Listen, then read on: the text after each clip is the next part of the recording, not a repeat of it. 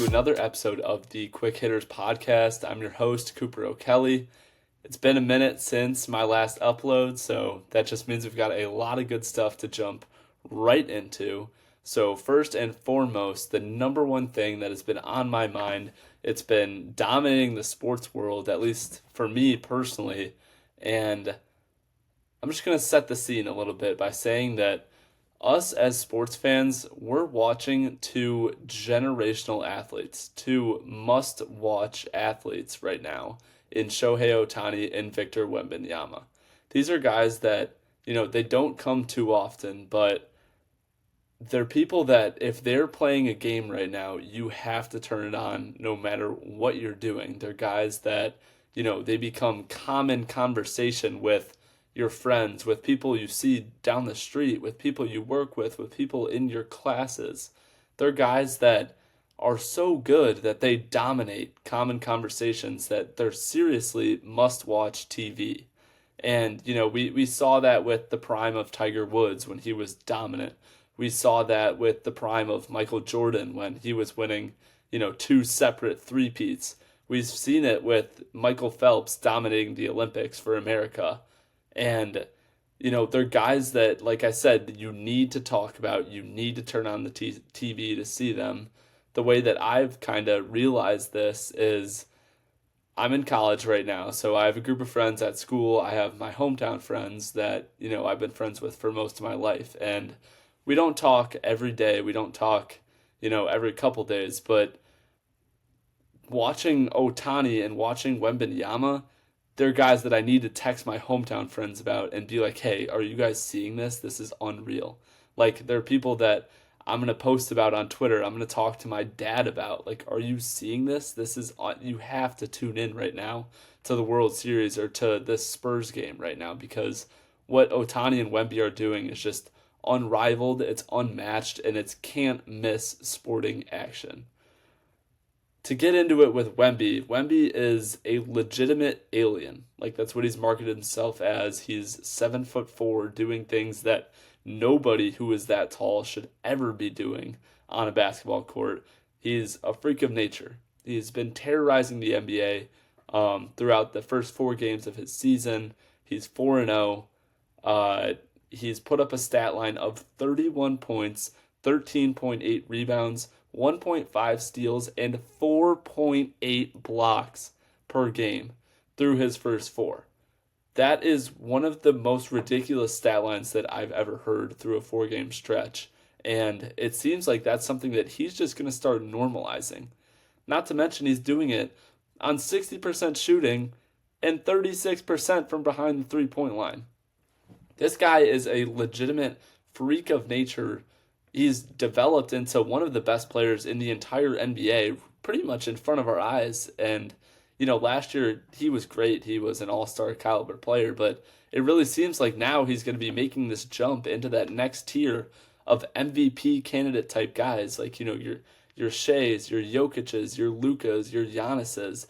And it really seems like at the trajectory that he's on, at his age and his size, he might be better than all of those guys. When it's all said and done, he right now, if he can stay healthy, he's a shoo-in for Defensive Player of the Year. That's a no-doubter. He's going to be in the MVP race. He's literally a walking highlight reel where no matter what is going on in any game, any Spurs game whatsoever, he could make something happen on the court that you've never seen in your entire life. And just for that alone, you need to start watching Spurs games no matter what you're doing, just because he has the capability to do something so cool that you're not going to want to miss out on it. And I really think that, that's something that needs to be talked about. And it's something that doesn't come around often. And not only is it happening for Wemby, it's happening for Shohei too. I genuinely think that at the point that Shohei is at right now, it's not ridiculous to say that he's the best baseball player that I've ever seen. Maybe the best baseball player ever, right? And he's doing things that haven't been seen before ever. People call him the modern day Babe Ruth. He's doing stuff that Babe Ruth never did. He's going against competition that Babe Ruth absolutely never went against. and he's still putting up video game numbers, right? He's in the middle of a great postseason run. He is 2 wins away from bringing the Dodgers to a World Series title, their second straight. And, on this run, he's actually been their best player, unlike last year when Freddie Freeman kind of stole the show in the World Series. Um, Most recently in game 3, I mean, this is what flipped the switch for me, right? It's an unbelievably long game, whatever. That was a great storyline in itself, how long the game was. But Shohei's performance is something that I have never seen before in my entire life. The guy got on base 9 times. He hit 2 home runs, had a double, didn't record an out, and it seemed like at a certain point the Blue Jays just gave up. They're like, okay, fine, this guy is too good. He might just go up and hit a home run every single at bat. We're just gonna start intentionally walking him. And that's what they did. He had 4 walks in that game. The final, I believe, 3 at bats of the game for him. The Blue Jays just said, whatever, I'd rather pitch to, whoever's next. Freddie Freeman and Mookie Betts. They would rather throw to 2 all-stars, 2 potential, future Hall of Famers. They would rather walk Shohei in every given scenario than have to go up against him. It's ridiculous what he's doing. I'm sitting there and I think every time he comes up, like that's an at bat you don't want to miss, right? If you're watching the World Series, I heard this somewhere else, somewhere, some talk show or something, but it's right. If you're watching the World Series and you need to use the bathroom, you need to go get a drink, you need to make some food, whatever, you're not going to do it when there's even the slightest possibility of Shohei coming up to the plate because you don't want to miss what he's going to do. You don't want to miss the potential of an unreal home run or a double that's hit so hard it slams against the outfield wall. You can't miss that, right? He's another guy that's must-see TV. And not to mention, he's a great pitcher. He's completely capable of shutting down opposing teams, from the bump, throwing gas and throwing breaking balls. It's a guy that you just have to pay attention to. If you're a sports fan, even if you're not a sports fan, it's a guy that you have to become familiar with, right? And we're lucky, genuinely, to be watching sports right now while these 2 guys are in the full swing of competition. Because these guys, like I said, they don't come around often, but right now we're lucky enough to have 2 guys that are genuinely game wreckers that you have to pay attention to no matter what they're doing, no matter what you're doing. You have to keep an eye on Wemby and Shohei, and that's something that I think all sports fans just have to realize, they have to appreciate, they have to be grateful for, because this is something, these guys are doing things that we may never see again, and they're playing right now at the same time concurrently. So really, I'm just urging everyone, like, enjoy what we're witnessing, right? Enjoy what we're witnessing and don't take it for granted. Because genuinely, I don't think that we're going to see another player like Shohei Ohtani, and I don't think we're going to see another player like Victor Wembanyama. And we're lucky enough right now that they're both playing right in front of our very eyes. So you have to tune into these guys. You have to. Just to make sure that you're not missing anything life-changing. So yeah, those 2 guys are something that's been dominating kind of my sports viewing experience, even when it's been NFL season, which I'll dive into football right now for a little bit right here.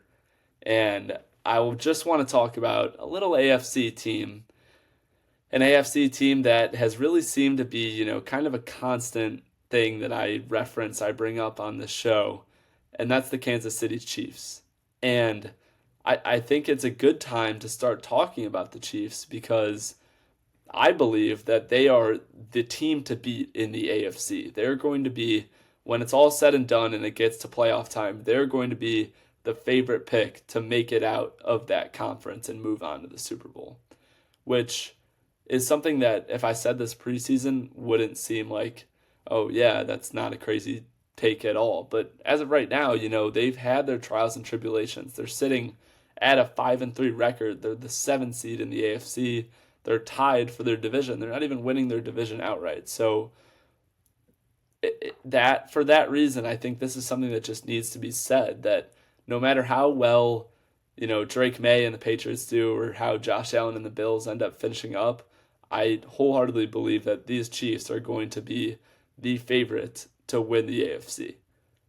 Since getting fully healthy, getting guys like Rashid Rice back, getting the best quarterback in football, a full, healthy, cohesive offensive line, and some actual like weapons to throw to, they've looked fantastic. And Rice especially, it seems like they're making it a point to just feed him as much as they can, maybe make up for time that they have missed, but he has looked great. He's been hauling in touchdowns left and right. It really seems like, he's fully capable of being, that X factor wide receiver, that number one option on that offense.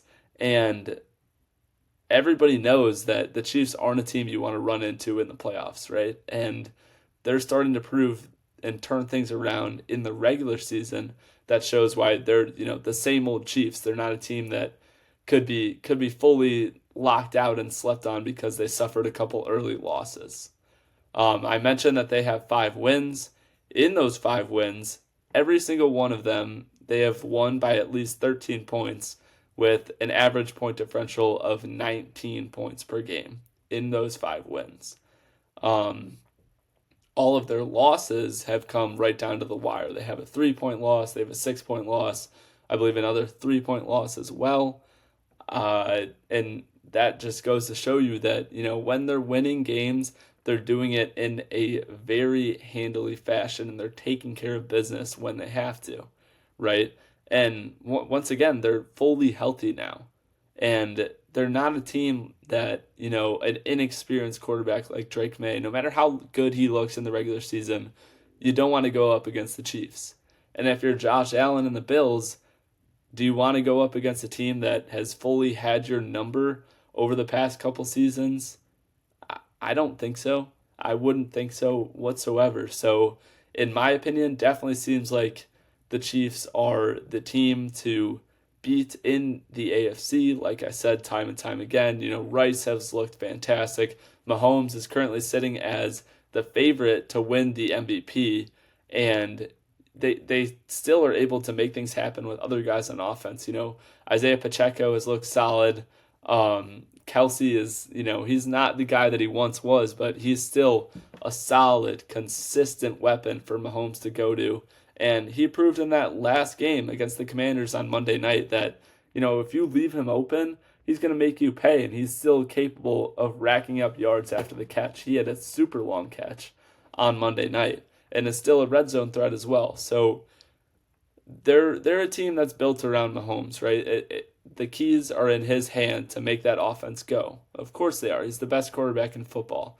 But now that he's able to get consistent upfront protection and have guys like Rice back and Hollywood Brown and Xavier Worthy and Travis Kelce to throw to, it reminds me a lot of the vintage dominant Mahomes when, he was going after prime Kelce and Tyreek Hill down the sideline.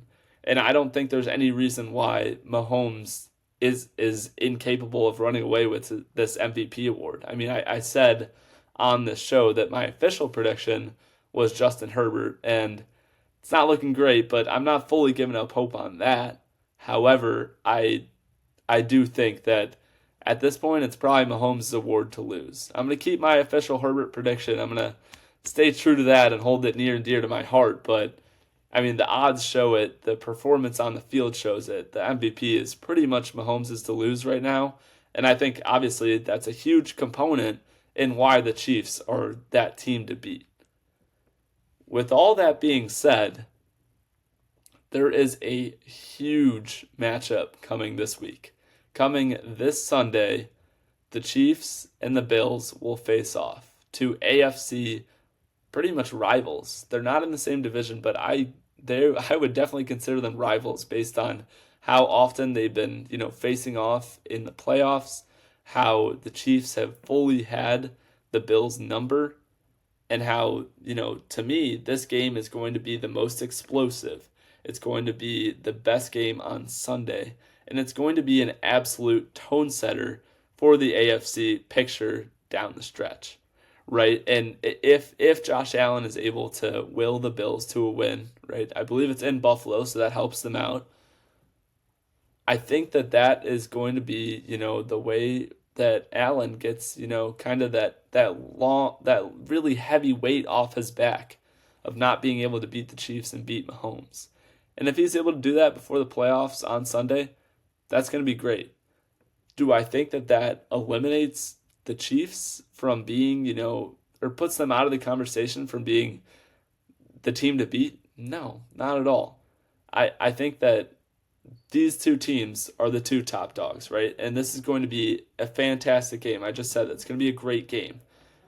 I think when it comes down to things, the Chiefs are going to end up winning. And I think that's going to surprise a lot of people because of, the Chiefs had a slow start. Everybody loves to hate on the Chiefs, which I understand. Typically, when you have that one team that is so dominant and, comes away with wins and wins Super Bowls, we saw it with Tom Brady and the Patriots. Like, there's a bit of a bad taste in the public's mouth when it comes to that team, especially when, people love to talk about the Chiefs and how they get away with things with the refs, and people complain about how Taylor Swift and Travis Kelce take so much attention.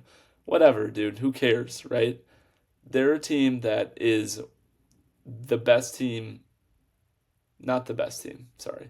They are the team that is, when it comes down to it, they're my pick to win the AFC right now. They've looked great, and I think they're fully set up and primed for a deep playoff run. And it really does all start with setting the tone and reminding everybody that you still have Patrick Mahomes, you still have Andy Reid, and you are still the Kansas City Chiefs Super Bowl champions. I think Mahomes has, what, 2 rings, 3 rings? Whatever. Sunday is the start of the Chiefs' run to that AFC championship, to the Super Bowl. They're going to show the public that they're still the same old Chiefs by showing up in Buffalo, taking down the Bills on Sunday. Could not be more excited for this game. I have been looking forward to it all week long, seriously. The fact that it's in that 325 slate, I believe, 305, 325. It's in that afternoon slate, which normally I don't love, but I think it's going to be great because I'm just going to fully pay all the attention I can onto that game, focus on that, and I'm really looking forward to it. But end of the line here, if you had to pick a team right now to win the AFC, to be the top dog out of the AFC, it's got to be the Kansas City Chiefs. Last topic, and, kind of in that realm of picking, a future team to make some noise, I'm going to be picking my 2026 NBA champion right here, right now. My official pick for this season's NBA champ is the Denver Nuggets, which is a pick that, obviously if you have Nikola Jokic, you're always going to be in the running for a title, but I feel like the overwhelming public opinion is that the Thunder are just as good as they were last year, if not better. So why would you not pick them to win the NBA title? I'm not going to pick a back-to-back. I'm sticking with the Nuggets. I think that Jokic is the best player in the entire world. And when you have him, and when you have now around him, he has the most complete team built around him since he won a title in 2023. That's going to lead to great things for the Nuggets, right? And, that was all built around some really good offseason moves by that front office who, saw some changes. Their GM, I believe, got released last season along with their head coach. So it was a big offseason, right? And I think they had a total home run. They brought back Bruce Brown, who played the best basketball of his career alongside Jokic on that 2023 title team. So they brought him back. He's a good, shooting option, a good role player that can play a little bit of defense. They made a bigger splash in going out and trading away Michael Porter Jr., but bringing in Cam Johnson, who is a great shooter as well, which is what Porter's known for. Cam Johnson is a great shooter as well, 39% shooter from behind the three-point line last season.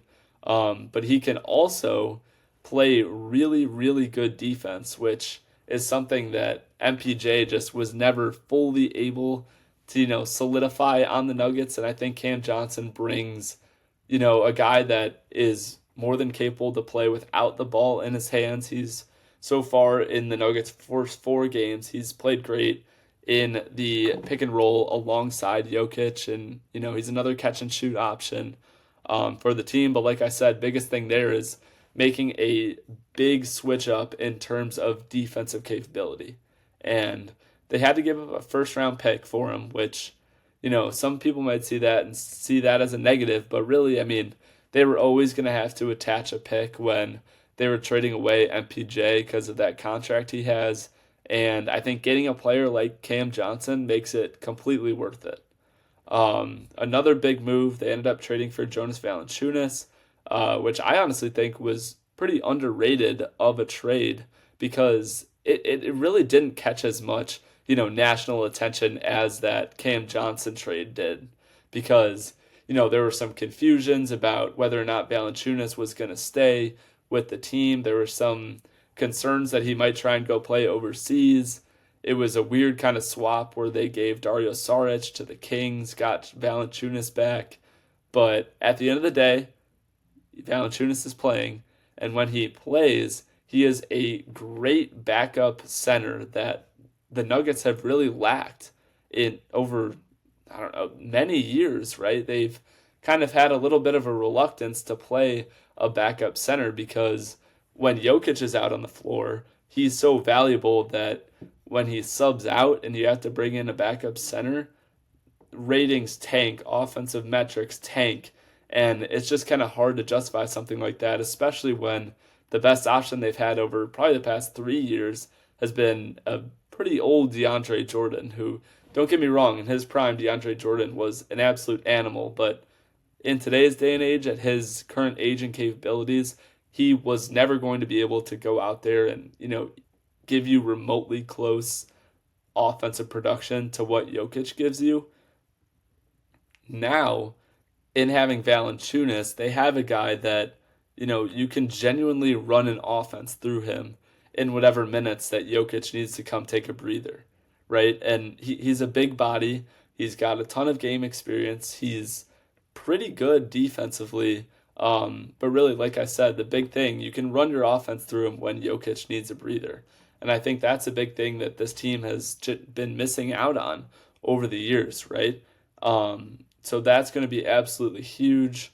Really seemed like an absolute slam dunk of an offseason for the Nuggets.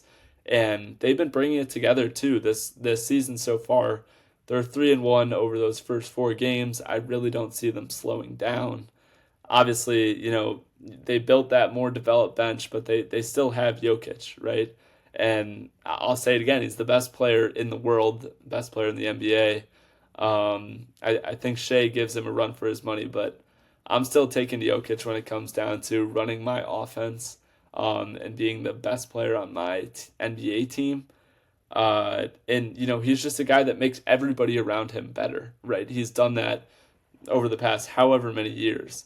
And that's something he's going to continue doing this year. Only, the pieces around him fit him well. He's going to be able to feed Bruce Brown and Cam Johnson on those pick and pop plays. He's got shooters around him. He's always able to play off of Jamal Murray and Aaron Gordon. So I think this is going to be a big season for Jokic. I think, obviously, since I'm saying this, I think this is going to be a great season for the Nuggets. Jamal Murray, obviously, is still an absolute flamethrower. Just a great second option. You couldn't ask for a better guy that could play alongside Jokic because on the nights where Jokic is more, playmaking centric and not scoring every time and, driving in at will, you have a guy in Murray that is not afraid to just light things up and shoot from beyond the arc, attack the rim. He already has a 40-point game this season. We're only 4 games into it. And, Aaron Gordon, it seems like he's really emerged as a very, very talented player with the Nuggets, and he's been a key piece for them as well. Another guy that can kind of play in the pick and roll and definitely attack the rim. So like I said, I don't see this Nuggets team slowing down. They're already at a 3-1 record, and they are my pick, my official prediction for the NBA champs. Like I said, it's tough. They're going to have to get through some tough teams. Namely, the Thunder are going to be really good again this year. Teams like the Spurs, I think, are taking a jump with Wemby's kind of ascension. I think the Clippers will still be kind of solid. Trying to think who else I'm missing in the East. It's a bit of a weaker showing out there, but the Cavs are still going to be really good. The Knicks are still a team to watch out for. But when it's all said and done, I really do think that the Denver Nuggets are going to make some noise in the regular season, back it up in the playoffs, and Jokic is going to get the second ring of his NBA career. That is the main three topics I had for us today. But viewers of the show know we always got to finish up with an unsung hero, a guy that, might not get the attention he deserves in today's day and age, but, people forget about him, and, they're a player that deserves a little bit of light. So today we're going to be shining a spotlight on Nikola Mirotic, former NBA player. He was an absolute legend with the Bulls, consistent, 3-point guy that could give you buckets, was also big, could play a little bit of defense, might have gotten punched in the face by Bobby Portis, but he was great with the Bulls. I loved watching him in the United Center when he would hit a three. A sound would play over the PA. He would hit a three, do his celebration. It would be like, Nikola. It was great. It was great to watch him. He was good with the Bulls, like I said. He had, some solid season with the Pelicans, with the Bucks as well. Then he kind of ended up making the decision to go back overseas. I think he still definitely could have played in the NBA for a couple more years, but he chose to go back and play overseas again. He's killing it right now. So shout out to Nikola Mirotic and his NBA career.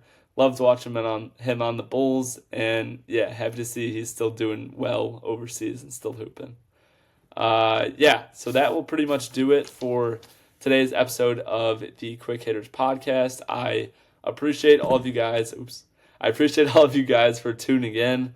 I appreciate all of you who are watching all the way through, who are subscribing, who are liking the video, following me on all my socials. I genuinely love doing this podcast, and I really appreciate all of you that, have kind of been supporting this venture and have been supporting me kind of chasing what I love to do and chasing this dream of mine. So appreciate all you guys, and I will be back with you guys soon with another episode. Once again, subscribe, follow me on socials, and yeah, appreciate you guys. Peace out.